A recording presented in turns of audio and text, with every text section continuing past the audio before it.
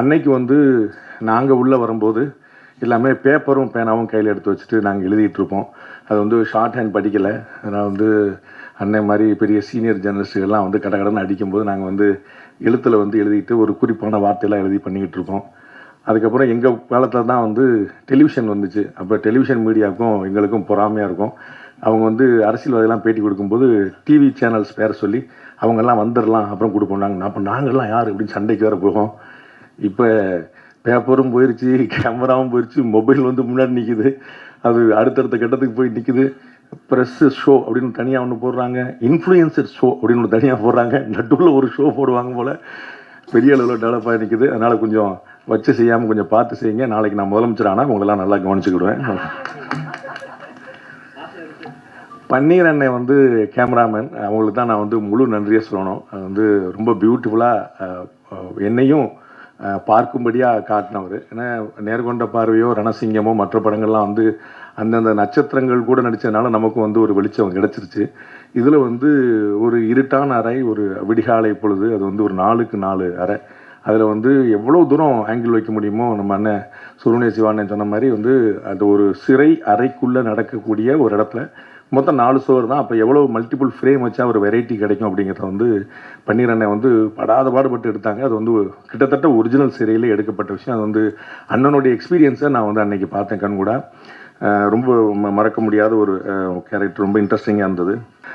நமக்கு வந்து எல்லாத்தோட பெரிய விஷயம் உறவு நட்பு தான், வேறு ஒன்றுமே கிடையாது. அந்த உறவையும் நட்பையும் பேணாமல் இருந்துட்டு நீங்கள் பணத்தையோ பேரையோ புகழையோ சம்பாதிச்சு என்ன செய்ய போகிறீங்க அப்படின்னு பார்க்குறோம். ஸோ வாழும் காலத்தை விட பாரதியை போல ரொம்ப ஏழ்மையை வறுமையை சந்தித்த ஒருத்தன் பார்க்க முடியாது. பாரதி நம்மை விட்டு பிரிந்த பிறகும் இன்னைக்கு வரைக்கும் வந்து அசைக்க முடியாத ஒரு இடத்துல இருக்கிறார். ஸோ வந்து வாழும்போது நீங்கள் என்னவாக இருந்தீர்கள் என்பதல்ல, வாழ்க்கைக்கு பிறகு உங்களை உலகம் என்னவாக பார்க்கிறது அப்படிங்கிறது. அதில் வந்து ஒரு உறவு நட்பு இல்லாமல் நம்ம வேற என்ன செஞ்சிட போகிறோம் அப்படிங்கிற ஒரு எளிமையான விஷயம். கொள்கை முரண் எல்லாருக்குமே இருக்கும். இந்தியாவில் நடக்கக்கூடிய பாதி கொலைகள் அண்ணன் தம்பிக்குள்ளேயும் புருஷன் பொண்டாட்டிக்குள்ளேயும் தான். உங்களுக்கு தெரியும், நம்ம சொத்து தகராறில் அண்ணன் வெட்டி கொள்ளையும் கூட பிறந்த அண்ணன் ஒரு தாய் மக்கள். அது இன்னைக்கு ரொம்ப ட்ரெண்ட். லேட்டஸ்டாக லாஸ்ட் 10 இயர்ஸாக நீங்கள் பார்த்து கணவன் இறந்தான்னு முதல்ல ஒய்ஃபோட ஃபோனை தான் செக் பண்ணுறாங்க. கணவன் இருந்தால் முதல்ல ஒய்ஃப் இருந்தால் முதல்ல கணவனோட ஃபோனை தான் செக் பண்ணுறாங்க. ரெண்டுக்குள்ளேயே பாதி கேஸ் முடிஞ்சது, மீதி கேஸ் எதாவது கஷ்டப்பட்டு என்ன. அப்போ உறவா நட்பா ஒன்றுக்குன்னா இருந்தவங்களுக்குள்ளேயே இவ்வளோ பகை இருக்கும்போது அப்புறம் வாழ்ற என்ன இருக்குது. ஸோ கொள்கை முரண் இல்லாத இடமே இல்லை. அந்த கொள்கை முரணை எப்படி நீங்கள் வெளிப்படுத்துறீங்கிறது இருக்குது. நாம் வந்து நம்முடைய பாலிசியை சொல்கிறோம், அவங்க பாலிசியை சொல்கிறாங்க. எது சரியோ மக்கள் ஏற்றுட்டு போகிறாங்க. 2 பேர் ஆளாளுக்கு ஒரு பாலிசியை சொல்லிட்டு போன போது மக்கள் சம்பந்தம்லாம் வேற ஒருத்தரத்துக்கு உட்கார வச்சு இல்லையா. அதனால் ஒன்றும் பிரச்சனை இல்லையா. நம்ம வந்து யார் என்னாலும் பாலிசி சொல்லிட்டு போங்க, எது பிடிச்சிருக்கோ பிடிக்கலையோ, எனக்கு இது பிடிச்சிருக்கு மக்கள் முடிவு பண்ணிட்டாங்கன்னு அப்புறம் என்னுடைய கொள்கை பெரிதா இன்னொரு கொள்கை பெரிதா, மக்களுக்கு வந்து எல்லாமே தெரியும். நாம நமக்கு முடிஞ்ச விஷயத்துல ஒரு எளிய மொழியில ஒரு இனிமையான மொழியில சொல்லணும் அப்படிங்கிற மட்டும்தான் என்னுடைய எண்ணம். அதுக்கு மேல வரணும் கிடையாது. 12 மணி நேரம் 15 இன்டர்வியூ அடி நாக்கு தள்ள அடிச்சிட்டு ப்ரொடியூசர் வந்து இல்லை சார் நீங்கள் கோஆப்ரேட் பண்ணுங்க சார், டைரக்டர் வந்து அடிச்சு விடவே இல்லை, அசரவே இல்லை. முதல்ல நாங்கள் 4 பேர் பேட்டி கொடுக்க ஆரம்பித்தோம். 4 பேட்டிக்கு அப்புறம் வந்து 3 பேர் பேட்டி கொடுக்க ஆரம்பித்தோம். 8 பேட்டிக்கு அப்புறம் 2 பேர் பேட்டி கொடுக்க ஆரம்பித்தோம். என்னையும் விட மாட்டேன், நானும் வந்து கிளம்பிடலாம் பார்த்தேன். டைரக்டர் விட்டவே மாட்டார். கதற இன்னைக்கு சிஎம் பேசினார்ல இப்போ அசம்பிளியில், அந்த மாதிரி வந்து கதற அடிச்சு 15 பேட்டி கொடுத்த அப்புறம் நம்ம வெளியே அனுப்புனாங்க. அப்போ வந்து நான் சொன்னேன், அந்த பேட்டியில் சொன்னது தான், அது வந்து திரு வெற்றி அவர்களுடைய கண்ணு பேசுது. அது வந்து ஒரு பெரிய அளவில் வந்து ஒரு ரியாக்டிவான ஐஎஸ்ஸாக இருக்குது. அது வந்து ஒரு ஆஃபீஸர்கிட்ட பேசுகிறதுக்கும் ஒரு அம்மாட்ட பேசுகிறதுக்கும் அந்த சேஞ்ச் ஒரு வந்து ரொம்ப பியூட்டிஃபுல்லாக காட்டுறாரு. ரொம்ப ஆச்சரியமான நடிப்பு இருப்பாரும். மற்ற ஜாலியான விஷயங்கள்லாம் ஒரு நிறையா இருக்குது அவருக்கு வந்து. பட் இந்த சீரியஸான விஷயத்த ஒரு டயலாக்காக டெலிவரி பண்ணுறதுல வந்து ரொம்ப பெரிய லென்த்தி டயலாக்ஸ் உங்களுக்கு தெரிஞ்சிருக்கும். அதை நேர்கொண்ட பார்வை படத்துலேயே அஜித் சார் சொல்லியிருந்தாங்க, 6 படத்துக்கான டைலாக்ஸ் அந்த ஒரே படத்தில் வச்சுட்டாங்க அப்படின்னு. கோர்ட் சீன் இருந்தால் அப்படி இருக்கும். அதே மாதிரி தான் இதுலேயும் பார்த்தீங்கன்னா ஏகப்பட்ட டைலாக். அது வந்து ஒரு ஃப்ரேம் கூட நான் பேப்பரை பார்க்கவே இல்லை. நான் கையிலே பேப்பர் நீமாக உட்காந்து பாரில் சார் சொன்னார்ல, கவிதா பாரதி சொன்ன கேரவனுக்கே போல எங்கே போக எனக்கு தான் அடுத்த டைலாக சொல்லுமே பீதியிலே வச்சுருந்தாங்க நம்மளை.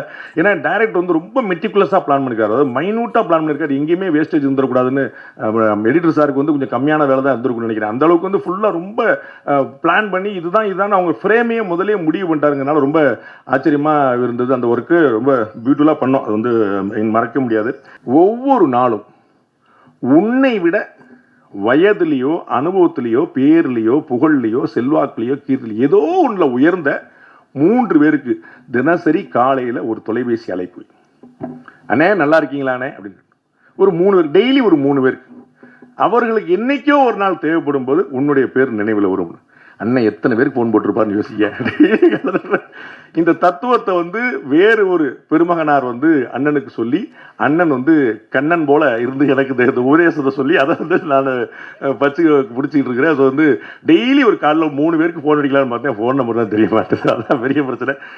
ரொம்ப இன்ட்ரெஸ்டிங்கான கேரக்டர். எல்லாத்தையுமே அந்த இருக்கக்கூடிய இடத்த வந்து அண்ணன் வந்து எப்பயுமே ஒரு ஹாப்பியாக வச்சிருப்பாரு. ரொம்ப ஒரு மகிழ்ச்சி அந்த இடத்துல பரவிடும்.